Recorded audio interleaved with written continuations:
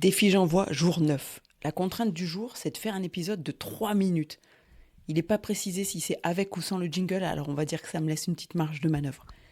Cette contrainte, c'est un bon prétexte pour parler de communication et te faire un cadeau dont je te parlerai en fin d'épisode. Alors voyons voir si je vais réussir à relever le challenge sans céder à la tentation de parler hyper vite pour en dire encore plus. Allez, bonne écoute. Bienvenue dans Empowercast. Pendant tout le mois de janvier, j'ai décidé de relever le défi J'envoie proposé par l'Académie du podcast. Il s'agit de publier un épisode par jour, tous les jours, en tenant compte d'une contrainte créative ou narrative imposée. Pour l'occasion, Empowercast s'est paré d'un nouveau générique et j'espère que tu l'apprécieras et que tu t'amuseras autant que moi à écouter chacune de ces capsules. Pour info, tu pourras retrouver tous les participants à ce challenge grâce au hashtag J'envoie 2026 sur les réseaux sociaux.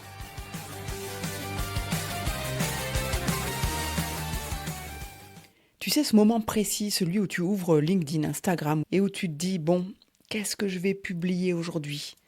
Tu sais que tu devrais être visible, tu sais que ton activité en dépend, mais intérieurement, il y a une fatigue sourde. Pas une fatigue physique, une fatigue mentale. Fatigue de réfléchir à des idées, fatigue de te demander si ce que tu vas dire est pertinent, fatigue de publier pour publier, avec cette impression désagréable de brasser de l'air. Et parfois, pire encore, tu publies, ça réagit pas, ou pas comme tu l'espérais, alors tu doutes de ton message, de ta légitimité, de l'utilité de continuer. La plupart des solopreneurs que j'accompagne ne manquent ni de compétences, d'idées, ni de valeurs. Ils manquent de structure. Et surtout, ils confondent communication et faire du bruit. Ils croient que le problème, c'est ne pas publier assez, ne pas être assez visible, ne pas suivre les bonnes tendances. Alors qu'en réalité, le problème, il est ailleurs. Ils parlent sans boussole, c'est-à-dire sans stratégie. Quand tu communiques sans stratégie claire, tu t'éparpilles, tu changes d'angle toutes les semaines, tu adaptes ton discours à l'algorithme du moment et tu finis par ne plus savoir toi-même ce que tu veux transmettre. Et le résultat, c'est que ta communication, elle te pompe de l'énergie au lieu d'en générer. Et ça, sur le long terme, c'est intenable. Il y a une prise de conscience clé que beaucoup d'entrepreneurs font trop tard. Ce n'est pas ton contenu qui attire des clients, c'est la cohérence de ton message dans le temps. Les gens n'achètent pas parce que tu fais un bon post, ils achètent parce que petit à petit quelque chose devient évident pour eux. Ils comprennent ce que tu fais, ils sentent à qui tu t'adresses, ils perçoivent ce que tu défends et ils voient comment tu peux les aider. Sans forcer, sans vendre frontalement, sans t'épuiser. C'est exactement là que tout change.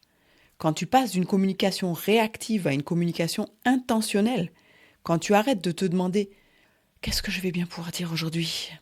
et que tu sais pourquoi je le dis, à qui et dans quel but, à ce moment-là, tu gagnes en clarté, tu gagnes en sérénité et ta communication, elle commence enfin à travailler pour toi. Même quand tu n'es pas en ligne, même quand tu publies pas tous les jours. Beaucoup de solopreneurs pensent qu'il leur faut plus de discipline, plus de motivation ou plus de temps.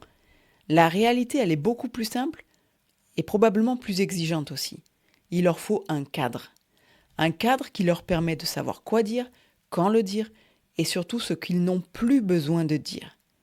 Parce que communiquer efficacement, ce n'est pas parler plus, c'est parler juste. Et c'est souvent là que la résistance apparaît. Parce que structurer sa communication, c'est pas juste une question de marketing, c'est accepter de faire des choix, de renoncer à vouloir plaire à tout le monde, d'assumer un point de vue et de tenir une ligne dans le temps. Autrement dit, prendre une posture de dirigeant, même quand on travaille en solo. Si tu te reconnais là-dedans, pose-toi une seule question, mais très honnêtement. Est-ce que ma communication actuelle me rapproche vraiment de la vie et du business que je veux, ou est-ce qu'elle m'en éloigne ? Je te laisse avec cette réflexion, et si ce sujet résonne en toi, tu sais que rien n'est jamais un hasard. Je t'offre un atelier en live sur Teams, en visio, le 26 janvier, à 11h, heure de Paris, dans lequel on travaillera ensemble sur ton calendrier éditorial pour les prochains mois. Pour y assister, il suffit de prendre ta place en cliquant sur le lien qui est dans les notes du podcast et c'est cadeau. C'est mon cadeau de bonne année. Je te retrouve demain pour un nouveau défi et d'ici là, keep shining. Merci d'avoir écouté cet épisode jusqu'au bout. Pendant tout le mois de janvier et pendant toute la durée de ce défi J'envoie, je te propose de me laisser des commentaires ou des questions sur le répondeur d'Empowercast que tu trouveras dans les notes du podcast. C'est un lien sur lequel tu cliques et qui te permettra de me laisser un message de moins de 30 secondes. Mais il y a déjà de quoi en dire en 30 secondes. Allez, j'ai hâte d'écouter ton message. À demain!